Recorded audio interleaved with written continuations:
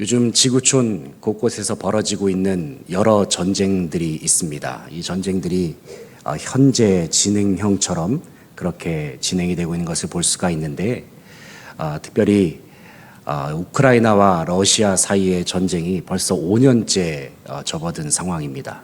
또 이스라엘과 하마스 사이의 전쟁도 3년째 지속이 되고 있고, 또 최근 들어서는 미국과 이란과의 전쟁이 또 발발한 상태입니다. 이와 같은 전쟁이 왜 일어나는 것일까? 그 이유를 곰곰하게 생각해 보게 되면 여러 가지 이유들이 있을 것 같습니다. 먼저 첫 번째는 국가적인 이득이나 또 자원을 확보하기 위해서 이와 같은 전쟁들이 벌어지곤 한다는 것입니다.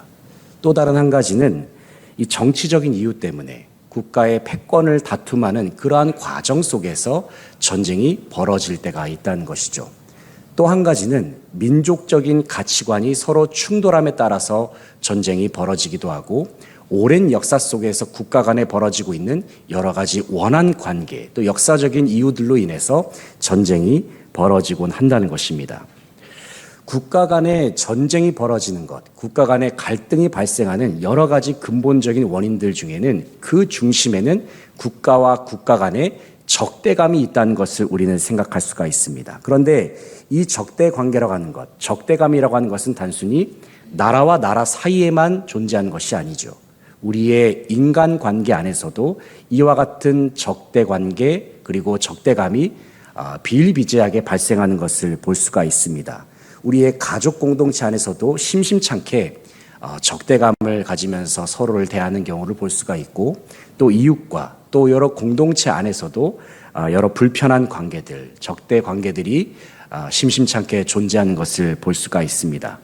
그런데 국가 간의 갈등이나 또 인간관계의 갈등을 잘 살펴보게 되면은 이 두 가지 사이에는 여러 공통점이 많이 있다는 것을 발견하게 됩니다.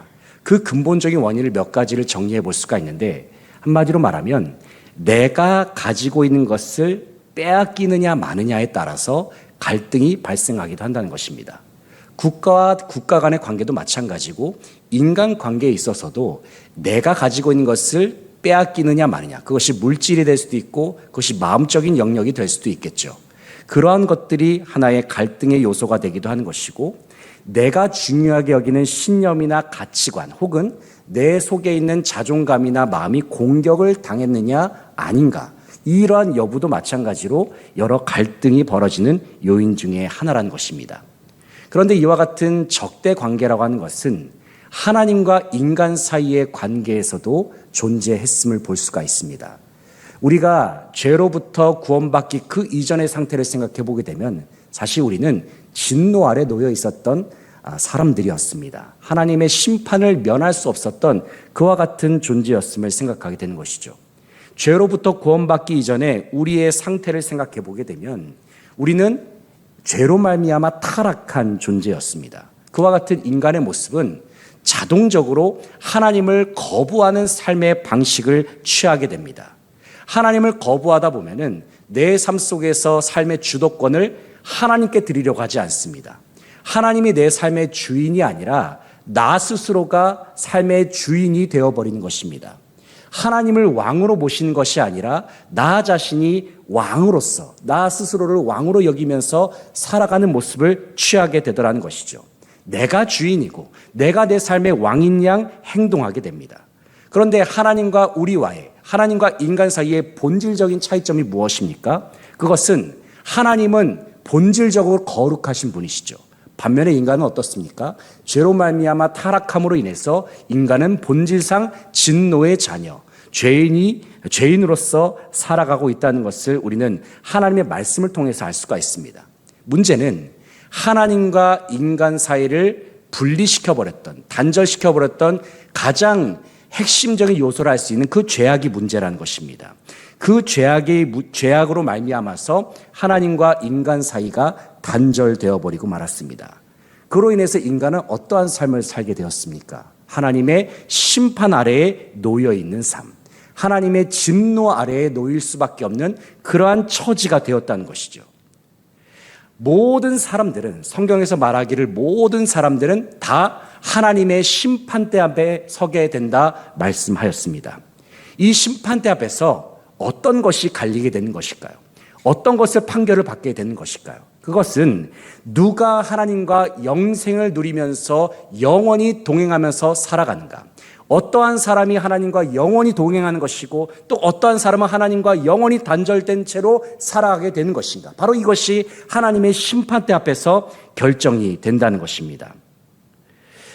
하나님의 심판대 앞에 서게 되었을 때에 우리는 하나님과 어떠한 삶을 살아가게 될 것인지 하나님의 심판 앞에서 우리가 판가름 난다라고 볼 수가 있는데, 이와 같이 암담하고 치명적인 인간의 삶의 현실 속에서 하나님께서 한 줄기의 빛과 같은 그러한 말씀을 우리에게 전해주셨는데, 그 말씀이 무엇이냐면 하나님이 인간을 사랑하신다는 겁니다. 인간은 죄악으로 말미암아 죽을 수밖에 없는 존재였고 하나님과 영원히 단절된 채로 살아갈 수밖에 없는 존재였지만, 그럼에도 불구하고 하나님께서 변함없이 끊임없이 말씀하시고자 하는 그 말씀이 있어요. 그것은 바로 하나님이 인간을 너무나도 사랑하신다는 것이죠. 그럼에도 불구하고 인간은 하나님을 거역하는 삶을 일삼게 됩니다. 하지만 하나님은 인간이 하나님을 거역하고 하나님으로부터 멀리 떠났다 할지라도 하나님은 인간을 포기하지 않으셨고 하나님은 인간을 끝까지 사랑하셨다는 거예요. 그런데 하나님의 사랑은 조건적인 사랑이 아니라 무조건적인 사랑이었습니다. 인간이 죄악으로 말미암아 더럽혀진 상태였음에도 불구하고 하나님께서는 인간을 바라보셨고 인간을 끊임없이 사랑하셨고 심지어 인간에게 먼저 다가가셔서 하나님께서 안아주셨다는 사실입니다. 우리가 탕자의 비유를 떠올려 보게 되면 죄로 말미암아 방탕한 삶을 살았던 그 아들에게 아버지는 먼저 다가가서 안아주지 않습니까? 바로 이것이 하나님의 무조건적인 사랑이었다는 것입니다. 먼저 달려오셔서 안아주시는 사랑. 그러나 우리가 한 가지 생각해 볼 것은, 하나님께서는 마냥 인간의 죄악을 무조건적으로 덮어주시는 방식으로 사랑하신 것은 아니었습니다. 왜냐하면 하나님은 사랑의 하나님이심과 동시에 하나님은 어떤 하나님이십니까? 하나님은 공의로운 하나님이시라는 거예요. 우리를 사랑하신 하나님이시지만 동시에 죄악에 대해서는 그 선과 악을 명확하게 판단하시는 공의로우신 하나님이 되신다는 사실입니다. 그래서 하나님께서는 인간과 하나님 사이의 그 적대 관계를 청산하시기 위해서 죄악의 문제를 반드시 해결하셔야만 했습니다. 그래서 하나님께서 택하신 그 방법이 무엇입니까? 그것이 바로 예수 그리스도를 통한 십자가의 방법입니다. 그것이 바로 십자가의 방법이에요. 죄악의 문제를 해결하시기 위해서 하나님의 독생자 예수 그리스도를 보내주심으로 그 아들로 모든 우리 인간의 모든 죄악을 다 짊어지시게 하심으로 말미암아 십자가에 달려 돌아가게 하신 그 사건, 바로 그것이 우리의 죄의 문제를 해결하시기 위한 사건입니다. 그런데 우리가 하나님의 구원을 생각해 보게 되면 단순히 하나님의 구원이 죄의 문제만 해결하는 것에서 그치지 않는다는 사실을 우리는 생각하게 됩니다. 무엇이 하나님의 구원일까요? 단순히 우리의 죄악이 제거되는 것만이 하나님께서 우리를 구원하셨다라고 말할 수 있을까요? 그것만으로는 부족하다는 것이죠. 하나님의 구원은 이것입니다. 하나님께서 죽음을 이기시고 부활하신 예수 그리스도의 생명을 우리의 전 존재 가운데 부여하시는 것, 예수 그리스도의 생명을 우리 가운데 부어주시는 이 모든 사건이 바로 하나님의 구원의 총체적인 의미가 된다는 것입니다. 주님께서 십자가의 죽음을 이기시고 부활하심으로 말미암아 하나님께서 우리에게 부활 생명을 약속하여 주셨습니다. 그리고 그 부활 생명을 하나님께서는 모든 믿는 자들에게, 모든 예수 그리스도를 믿는 자들에게 부활 생명을 부어주시고 심어주시겠다 약속하셨어요. 그래서 부활 생명을 부여받은 사람들, 부활 생명을 소유한 사람들 가리켜서 사도 바울은 오늘 본 말씀 5장 17절에서 뭐라고 말씀하냐면 바로 새로운 피조물이라고 말하고 있습니다. 한번 이 시간 고린도후서 5장 17절 말씀을 다 함께 읽어보도록 하겠습니다. 그런즉 누구든지 그리스도 안에 있으면 새로운 피조물이라. 이전 것은 지나갔으니 보라 새 것이 되었도다. 자, 여기서 17절 말씀에서 누구든지 그리스도 안에 있으면 말씀하고 있죠. 여기서 그리스도가 행하신 일이 무엇입니까? 바로 십자가에 죽으시고 부활하신 그 일을 행하셨습니다. 십자가에 죽으시고 부활하신 예수 그리스도 안에 있는 사람들, 예수 그리스도의 십자가와 부활을 소유한 사람들은 어떤 사람들이 되는가? 바로 새로운 피조물이 된다 말씀하고 있어요. 이런 의미에서 예수 그리스도께서 부활하신 사건, 예수 그리스도께서 십자가에 못 박혀 죽으시고 부활하신 사건은 바로 우리 이 자리에 함께한 모든 사람들, 이 자리에 함께한 모든 성도님들 한 분 한 분을 새로운 피조물로 변화시킨 사건이라는 사실을 의미한다는 것을 우리는 생각하게 됩니다. 여기서 말하는 새로운 피조물이란 어떤 존재를 말하는 것일까요? 단순히 새로운 생각을 하고 새로운 행동하는 그러한 차원의 그러한 모습을 말하는 것일까요? 여기서 말하는 새로운 피조물이라고 하는 것은 쉽게 말하면 새로운 생명을 소유한 자들을 말하는 것입니다. 완전히 새로운 생명, 완전히 다른 생명, 다른 본질, 다른 존재로서 살아가는 사람들, 더 나아가서 숨쉬는 삶의 방식 자체가 완전히 다른 사람들이 바로 오늘 본문 말씀에서 말하고 있는 새로운 피조물된 존재라고 말할 수가 있겠습니다. 우리가 새로운 피조물로서 살게 된다면, 우리가 새로운 피조물로서 살아간다는 것은 무엇을 의미하는 것입니까? 이것은 우리가 새로운 생각을 가지면서 살아가는 것을 의미하는 것입니다. 새로운 피조물로서 살아간다는 것은 세상을 바라보는 시선 자체도 다르다는 것을 의미하는 겁니다. 사람을 바라보는 그러한 시선도 마찬가지로 달라진다는 것을 의미하고 있는 거예요. 더 나아가서 우리가 새로운 피조물로서 살아간다라고 하는 것은 하나님과 적대 관계에 있었던 인간이 하나님과 화목한 관계, 하나님과 친밀한 관계로 완전히 변화되었다는 것을 말하고 있는 것입니다. 우리가 하나님과 화목되었고 하나님과 친밀한 관계를 우리가 경험함으로 말미암아서 우리는 하나님을 무엇이라고 부르게 되었습니까? 우리는 하나님을 아버지라고 부를 수 있게 되지 않았습니까? 하나님께 우리는 가까이 나아갈 수 있는 존재가 되었습니다. 더 이상 우리는 하나님을 두려워하지 않게 되었습니다. 하나님과 함께 있는 것이 즐겁고 하나님과 같이 동행하는 것이 언제나 즐거운, 이것이 자연스러운 삶으로 변화되었다는 사실입니다. 우리가 새로운 피조물로서 살아간다는 것, 하나님을 위해서 살아가고자 하는 마음이 우리의 마음속에서 샘솟게 되는 그러한 삶의 상태를 말하는 것이죠. 더 나아가서 우리의 존재 자체가 새로운 피조물로 거듭나게 되었을 때에 우리의 마음속에서는 하나님을 기쁘시게 하고자 하는 그 마음이 우리의 심령 속에서 샘솟게 되더라는 것입니다. 그렇다면 우리가 하나님과 나 사이의 그 화목을 경험할 수 있었던 그 근본적인 이유가 무엇입니까? 우리가 하나님께 먼저 화해의 손길을 내밀었기 때문에 하나님께서 우리에게 화목의 은혜를 베풀어 주셨습니까? 그렇지가 않다는 거예요.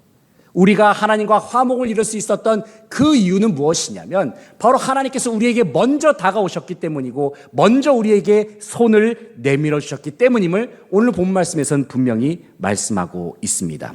고린도후서 5장 19절 말씀을 한번 보시겠습니까? 5장 19절 말씀 보시게 되면 한번 5장 19절 말씀을 같이 한번 읽어보겠습니다. 곧 하나님께서 그리스도 안에 계시사 세상을 자기와 화목하게 하시며 그들의 죄를 그들에게 돌리지 아니하시고 화목하게 하는 말씀을 우리에게 부탁하셨느니라. 아멘. 자, 19절 말씀에서 뭐라고 말씀하고 있습니까? 하나님께서 그리스도 안에 계시사, 예수 그리스도 안에 계시는 하나님께서 세상을 자기와 화목하게 하셨다. 누가 화목하게 하셨습니까? 하나님께서 화목하게 하셨다는 거예요. 누가 관계 회복을 먼저 행하신 것입니까?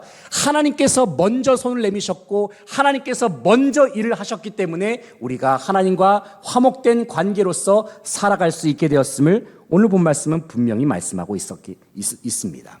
하나님께서 먼저 다가오셨기 때문에, 먼저 손을 내밀어 주셨기 때문에 우리는 믿음으로 그 손을 붙잡음으로 말미암아 우리는 하나님과 관계 회복을 얻을 수 있었고 또 하나님의 자녀된 존재로서 우리가 하나님의 백성으로서 이 세상을 살아가게 되는 줄로 믿습니다. 하나님이 먼저 손을 내밀어 주셨어요. 먼저 우리에게 손을 내밀어 주셨습니다. 우리는 그 손을 믿음으로 붙들었을 뿐입니다. 그래서 우리는 하나님의 용서를 누릴 수 있게 되었고 하나님의 사랑을 우리가 경험할 수 있게 되었습니다. 하나님께서 우리를 화목하게 하셨다. 이 사실을 우리가 깊이 생각할 때에 우리가 한번 하나님과 화목을 이루기 그 이전 상태를 한번 생각해 보게 됩니다. 하나님과 화목하기 이전의 우리의 삶의 상태는 저는 이렇게 표현을 하고 싶습니다. 마치 죽음의 늪에 빠져서 허우적대고 있었던 상태. 늪에 빠지게 되면은 스스로의 힘으로는 그 늪에서 빠져나올 수가 없잖아요. 그 늪에 빠진 상태, 죽음의 늪에 빠진 상태와도 같았다는 것입니다. 그런데 하나님께서 우리에게 먼저 다가오셔서 죽음의 상태로 빠져들어가고 있는 우리에게 먼저 다가오셔서 우리의 손을 붙잡으시고 우리를 건져 올리셨다는 것입니다. 먼저 손을 내밀어 주셨어요. 더 나아가서 우리를 건져주실 뿐만이 아니라 우리에게 부활 생명을 허락하심으로 말미암아 우리로 하여금 완전히 새로운 피조물로서 우리의 본질 자체를 완전히 변화시켜 주신 것입니다. 우리를 하나님 나라의 백성으로, 그냥 하나님의 백성다운 모습으로 변화시켜 주신 것이 아니라 우리의 본질 자체를 하나님의 자녀로, 하나님의 백성으로 하나님께서 우리를 완전히 변화시켜 주셨다는 것입니다. 우리와 화목하신 그 하나님께서는 우리의 왕이 되어주시고 우리의 아버지가 되어주셨고 더 나아가서 우리의 생명이 되어주셨습니다. 주님이 나의 생명이 되어주셨어요. 주님이 나의 생명이라고 한다면 이제는 우리는 무엇으로 살아가야 하겠습니까? 무엇으로 살아 숨쉬면서 우리는 살아가야 하겠습니까?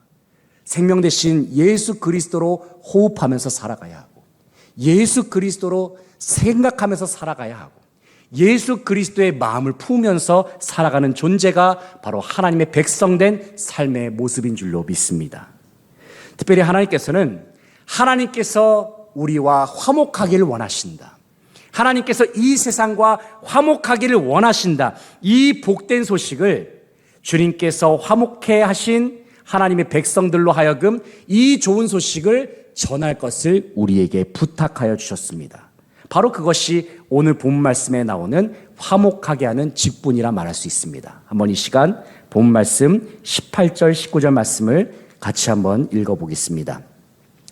모든 것이 하나님께로서 났으며 그가 그리스도로 말미암아 우리를 자기와 화목하게 하시고 또 우리에게 화목하게 하는 직분을 주셨으니 곧 하나님께서 그리스도 안에 계시사 세상을 자기와 화목하게 하시며 그들의 죄를 그들에게 돌리지 아니하시고 화목하게 하는 말씀을 우리에게 부탁하셨느니라. 아멘.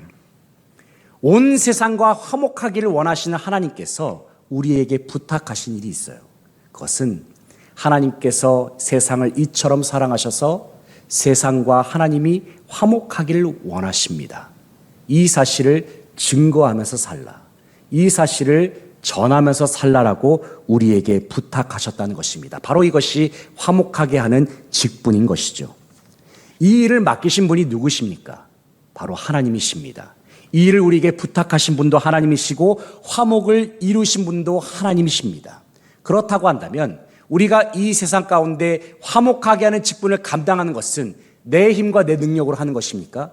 그것이 아니라는 것이죠. 하나님께서 우리에게 이 직분을 맡겨주셨으면 그 직분을 맡겨주시기만 하셨겠습니까? 그 직분과 함께 감당할 수 있는 힘과 능력도 우리에게 동시에 허락하시겠다 약속하시는 겁니다.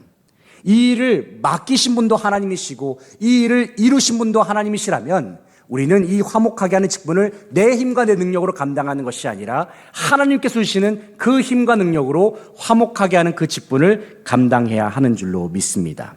주님께서 우리에게 화목하게 하시는 그 마음과 그 직분을 허락하셨다고 한다면 우리가 감당해야 될 역할은 무엇이겠습니까? 그것은 하나님께서 우리에게 허락하신 화목하게 하는 마음, 그 화목의 마음이 우리의 삶을 통해서 흘러갈 수 있도록, 우리의 삶을 통해서 흘러 넘칠 수 있도록 우리는 화목의 통로로서의 삶을 살아가는 것입니다. 축복의 통로라는 말이 있잖아요. 이 말을 사용해서 화목의 통로라는 말을 제가 한번 만들어 봤습니다. 우리의 말과 행동을 통해서 하나님의 화목이 흘러가게끔 하는 사명, 바로 그것이 화목의 통로로서의 삶이라고 말할 수 있을 것입니다. 그렇다고 한다면 우리가 하나님과의 화목을 이룬 자들로서 우리는 이 세상 속에서 어떻게 그 하나님의 화목을 구체적으로 이루면서 살아갈 수 있을까요? 몇 가지를 좀 생각을 해봤는데, 하나님께서 우리에게 먼저 손을 내밀어 주셨잖아요. 하나님께서 우리에게 먼저 손을 내밀어 주셔서 우리에게 화목의 은혜를 허락하여 주셨습니다. 그렇다고 한다면 화목의 통로로서 우리의 삶도 마찬가지로 먼저 손을 내밀 수 있는 그러한 삶이 되어야 한다는 것입니다. 먼저 말을 걸 수 있고 먼저 용서할 수 있는 것, 바로 그것이 하나님께서 우리에게 명하시는 화목하게 하는 직분을 감당하는 삶이 될 것입니다. 여기에는 엄청난 결단이 요구가 됩니다. 여기에는 내 자존심도 내려놓아야 하는 분명한 결단이 요구가 되기도 합니다. 그러나 그것이 하나님께서 원하시는 일이라고 한다면 우리의 작은 순종을 통해서 하나님의 화목을 이루어내는 사명을 잘 감당하며 나아갈 때에 우리의 삶의 모습을 통해서 하나님의 영광이 드러나게 될 줄로 믿습니다. 특별히 우리의 삶 속에 화목을 이루기 위해서 하늘 영광을 버리시고 이 땅에 오신 예수 그리스도를 깊이 생각해 보시기 바랍니다. 가장 겸손한 모습으로 십자가에 달려 돌아가셔서 주님께서는 우리에게 먼저 손을 내밀어 주셨습니다. 먼저 손을 내미셔서 우리를 구원하셨고 우리에게 긍휼을 베풀어 주셨다는 거예요. 우리가 주님을 기억하며 나아갈 때에 우리는 주님의 마음을 가지고 주님, 제가 우리의 삶의 자리에서 주님의 화목을 우리가 실천하면서 살아가겠습니다. 주님의 십자가를 바라보면서 우리는 그와 같은 결단과 또 그러한 삶으로 나아가야 할 줄로 믿습니다. 이제 말씀을 한번 정리해 보겠습니다. 하나님께서는 우리에게 화목하게 하는 직분을 부탁하셨다 말씀하고 있습니다. 우리는 하나님의 화목을 흘려보내는 화목의 통로인 줄로 믿습니다.